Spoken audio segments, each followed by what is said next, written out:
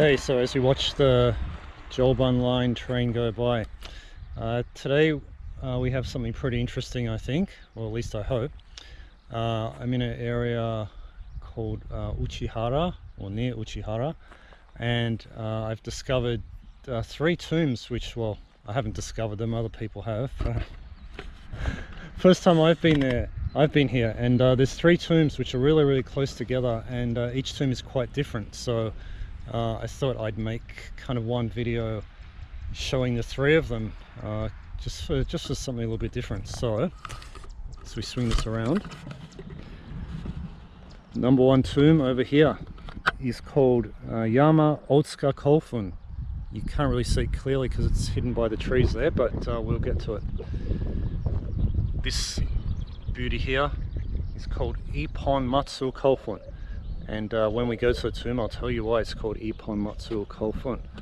And when we swing around this way, the clump of trees in the middle there, the pine trees, they are concealing our third tomb, which is called Suwa Kofun. So we're going to check them all out one by one. Let's see, which one do we go to first? Eeny, meeny, miny, mo. We'll go here first and save the best till last. In the middle there is Ipponmatsu Kofun, and to the right, the bunch of trees there, is Yamaozuka Kofun. So now we're heading to Suwa Kofun. So for those that don't know, this is rice which just goes on for miles and miles. So let's go and check out Suwa Kofun. The name Suwa, I don't know what it means, but I think it's related to Shinto somehow, because a lot of, well, not a lot of, but some Shinto shrines carry that name, Suwa Jinja. So here we are, and that up there is Suwa Jinja. And now we're approaching the Kofun, and it's a quite different ambience to the other two Kofun here. Some pretty derelict looking building there, which you see a lot of in the Japanese countryside. It's not all pretty and lovely here. A rather new marble type shrine, and this is the tomb. So oops, almost missed that. So Suwa Kofun.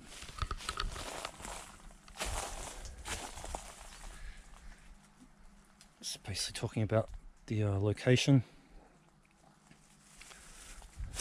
and let's have a look. So lots of pine needles on the ground, big pine trees up there, and this is the tomb here.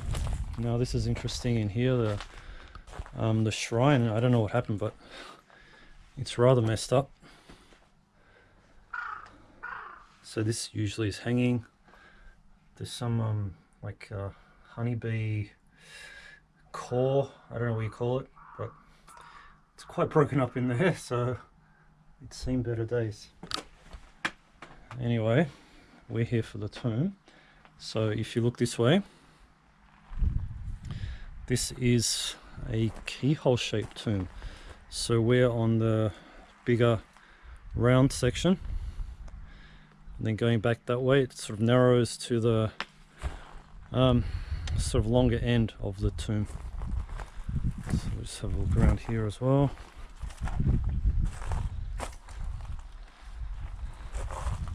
Yeah, this is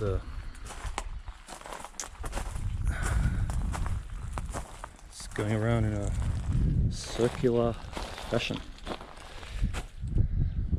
Okay, all right, we'll go and have a look at another angle. It's heading towards the other end of the tomb. Obviously I'm not going to walk in there. I'm just wearing sneakers today. It's not really the best choice of shoes for this, but I didn't think I'd really be roughing it for today's tombs, but I think you get the idea. I'm just looking back to the enfun, or the circular part. So I'll probably go wander around the outside of the tomb and show you the sort of shape from the side. Okay, we're now on the outside of the tomb, kind of behind it. There's the shrine up in the middle there. There's all these stones here. I don't know if they are from the tomb or have been put here for something else, but yeah, and potentially they've been removed from the tomb. If so, that's pretty cool. If not, then oh, don't worry about it. Anyway, let's have a look at the shape of the tomb. It should be pretty clear from this angle. We're walking into the sun, so it's probably not the best time to film right now. So there's the sort of front end, or the head of the tomb in the corner, and if you can see along this way, hopefully the kind of keyhole shape is quite clear. Let's maybe turn this way away from the sun. The problem with filming these tombs, so when the day's getting late, the angles aren't always the best heading into the sunlight. A few of my videos have suffered from that in the past. So yeah, and here's the narrower end. Probably can't see that well because of the trees, but yeah. So that is basically Suwa Kofun. I'm quite impressed with this because when I was looking at Google Maps before coming here, I wasn't expecting it to be a keyhole shaped tomb. I thought it was just like a little sort of round mound type shape. So when I first discovered it was a keyhole, yeah, that was pretty sick. So yeah, so that's it. Let's move on. Heading on to Ipponmatsu Kofun now. You'll notice that it's basically right there next to somebody's house, more or less attached to it, which is not unusual for these tombs. It actually often makes me wonder, like, are the tombs on someone's private property? Because you can see here's their farmland, the house is here, and there's the tomb. I don't actually know the deal in terms of who owns all the tombs, if they're all government owned or someone else, or if they're sort of privately owned, but no one's ever told me off for walking on what I think is their land to go and see the tomb. So there's stairs here, and it kind of looks like it's designed to be accessible, so we're going.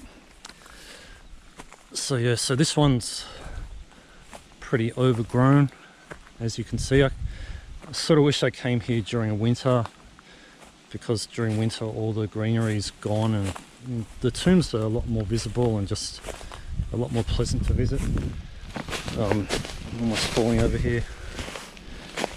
Yeah, when it gets towards summer and the sort of warmer weather, lots of insects and overgrowth, sometimes snakes, so it becomes a little challenging. Anyway, it's all good and it's all fun. So we're up on top. Might as well show you the sign just to reinforce where we are. And here we go.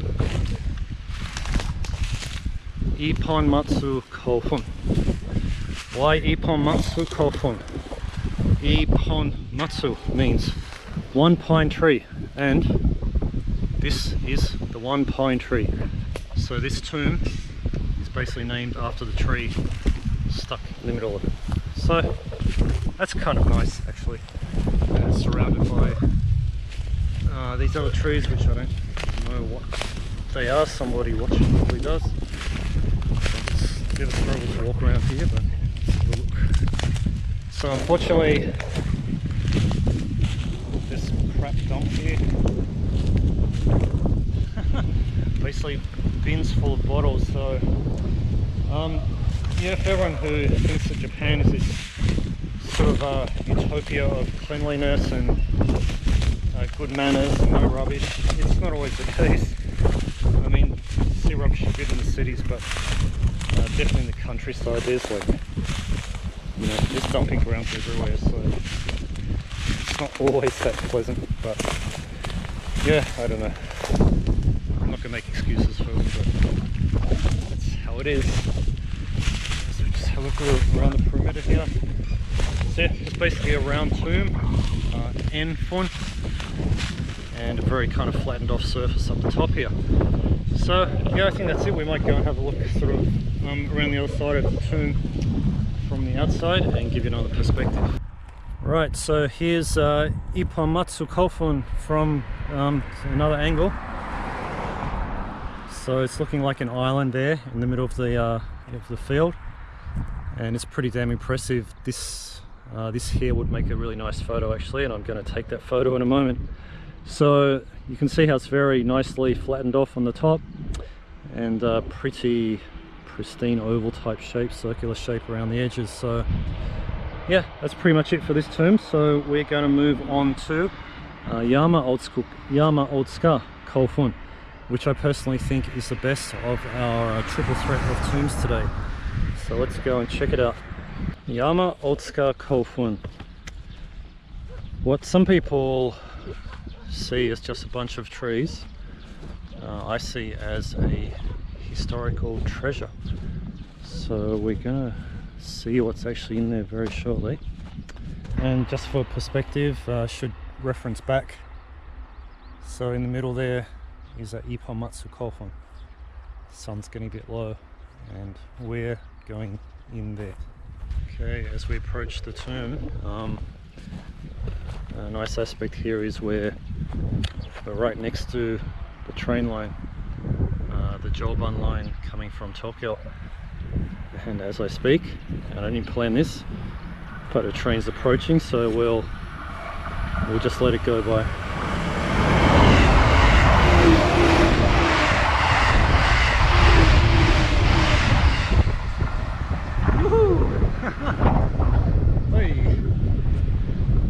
That was cool.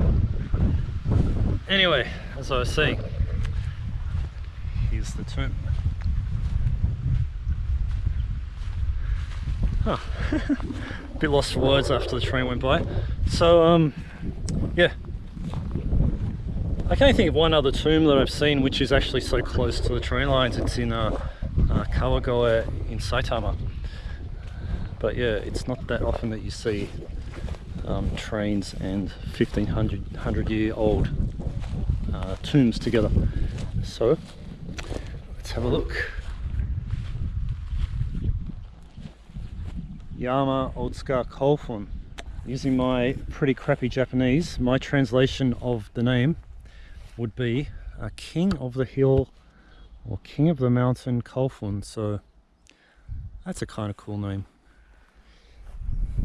And as per Suwa Kofun we just saw, and many other Kofun, this is actually nowadays a Shinto shrine as well. So let's go on up through the gate here, known as a tori for those who don't know. And this is pretty interesting. When I was walking up here before checking it out, I was wondering, what the hell is this? Take a look inside. It's protecting a little statue in there, which is pretty nice. Nice and thoughtful. Okay. Upwards we go, and again, because with the weather's getting warmer, everything's starting to grow, and probably in a month or two it's going to be quite overgrown. So yeah, still wish I came a bit earlier. Anyway, we're here. So the actual name of the jinja is something else, which is, I'm not really sure, but it's not the same as the name of the Kofun, which often happens. And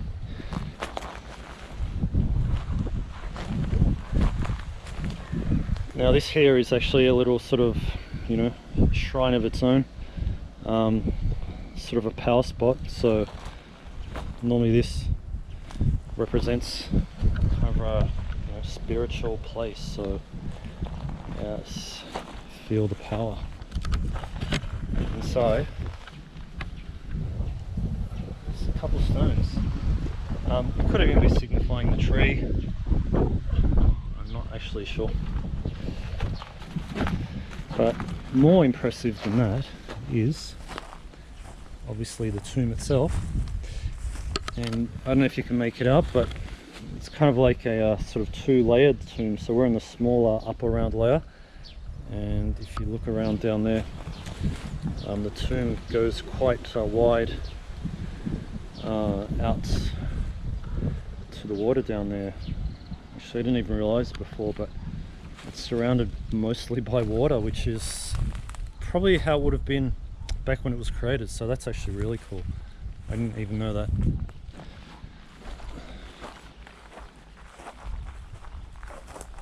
Yeah, wow. I'm gonna have to go and have a look down there if I can get down there later at the moat.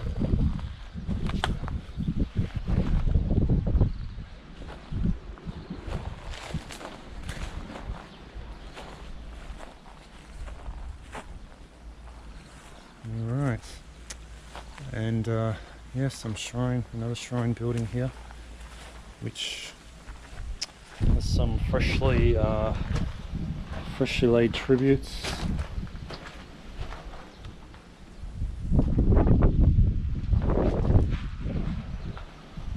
Yeah, like I said, these shrines in Kofun often go hand in hand. And regardless, I usually never see any people in these places, be they shrines or be they Kofun or be they both. So yeah, I don't know, but actually I'm not complaining. I love to have it all to myself. That's actually one thing that I really like about it. So we might move down and see if we can have a look around the base. Unfortunately I can't actually get down to where the moat is, so yeah, that's a bit of a shame, but I kind of expected that. Anyway, so having a look at the tomb here from the other side. Yeah, and it's quite outstanding against the surrounding environment. So yeah.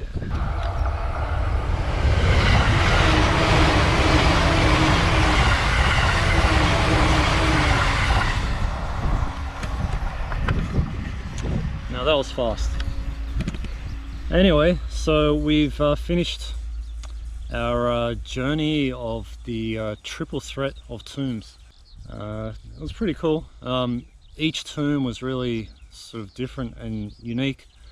Although I mean, of course, they're not, you know, the biggest tombs I've ever seen, but yeah, it's really cool to have three tombs so close to each other, and each tomb being different. And yeah, I was actually considering to film each tomb individually and do my typical video with music behind each one, but I just thought I'd do something a bit different and combine the three since they were so close together, and add a little bit of my probably not very interesting commentary to it. But yeah, I hope somebody liked this. So I will catch you later. See ya.